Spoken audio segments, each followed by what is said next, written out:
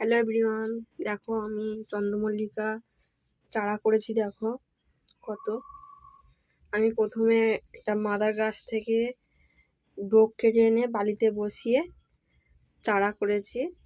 তা দ্বিতীয়বার আমি এই গ্লাসের মধ্যে মাটি দিয়ে বসিয়েছি। বর্ষাকাল বলে তাই জন্য একটা ছাওয়া জায়গায় রেখে দিয়েছি। তো দেখো কত সুন্দর হয়েছে। আমি যে কটা বসিয়েছিলাম সে কটাই সব হয়েছে। দেখো